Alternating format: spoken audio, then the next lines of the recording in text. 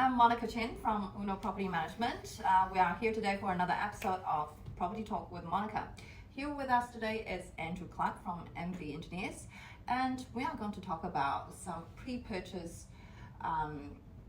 activities a developer should be doing before when they're selecting and trying to select their next project.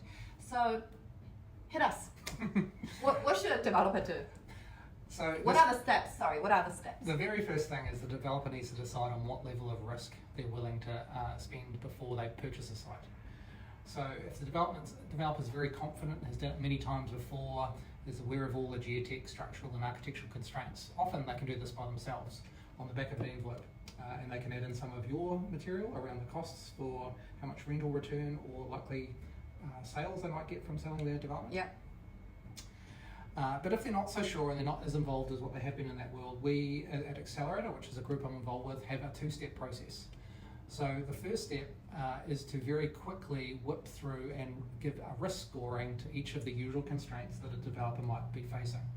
So those sort of constraints might involve road access, stormwater, flooding, wastewater, infrastructure. Can all the services get there easily? What are the zones? This is now onto planning constraints. How high can you build? Are there any easements on the property? What sort of consenting is going to be required? Is there any heritage or special titles on the land? So that's all done by a company called Woods. Then you end up with your geotechnical constraints, which I've talked to briefly about before. How strong is the ground? Does it liquefy in an earthquake? Does it shrink and swell between winter and summer because of moisture? And is there any contamination? So these are some of the very, as you mentioned, exciting constraints you need to be thinking about before you purchase. Structurally, we don't really have too much to add. We would have a quick look at the geotechnical constraints and comment on any of the complexities that might be involved, whether you need to pile the structure, do some ground improvement, or perhaps limit the height of the building based on how strong the ground is. So we don't usually have a large impact. Your architects who work with us as context, they would look at your yield and the urban design assessment. So how when you say yield, what do you mean? Oh, so based on what the planning rules, right? What sort of height, what sort of density could you achieve, and then what sort of money could you make by investing in that property? Cool. Yeah. Architects do that? They won't give you the amount that right. you will make when you sell, but they will give you the yield as in the number of apartments or units that you can sell. How many finished products? Yeah. Cool. Yeah, so we would very quickly do a quick report on all of those things, and then if the developer wanted more certainty, we would then engage more specialists and look in deeper detail if you were going to a larger development.